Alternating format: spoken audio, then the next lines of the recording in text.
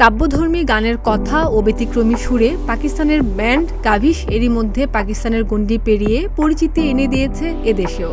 বাচপান, তেরে পেয়ার মে, নিন্দিয়ারে সহ তাদের একাধিক জনপ্রিয় গান দক্ষিণ এশিয়ার সঙ্গীতাঙ্গনে এক অন্যরকম উচ্চতা এনে দিয়েছে। তবে এবার এই সুরের সাধকদের দেখা মিলবে বাংলাদেশেই। থাকছে দেশের জনপ্রিয় ব্যান্ড শূন্য, লেভেল 5 সহ একাধিক ব্যান্ড। দেশের সঙ্গীত প্রেমীদের জন্য নতুন নতুন চমক দিচ্ছে ব্লুব্রিক কমিউনিকেশন। তাদের আয়োজনে আগামী 10 ও 11 জানুয়ারি রাজধানীর সেনা প্রাঙ্গণে অনুষ্ঠিত হতে যাচ্ছে ঢাকা ড্রিমস কনসার্ট। 2 দিনব্যাপী এই কনসার্টের প্রথম দিন 10 জানুয়ারি পারফর্ম করবে দেশের 2 ব্যান্ড শূন্য ও লেভেল 5। এরপর মঞ্চ মাতাবে কাভিশ।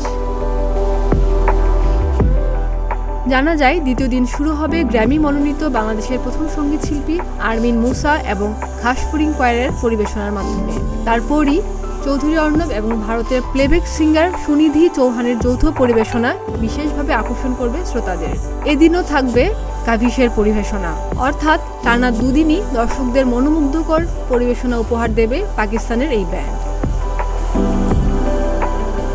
ব্লুব্রিক কমিউনিকেশনসের প্রধান নির্বাহী কর্মকর্তা ও ব্যবস্থাপনা পরিচালক সামি নিয়াসার প্রিয়ম জানান, একটি শ্রুতিমধুর ও সুরেলা কনসার্টের আয়োজন করছেন তারা।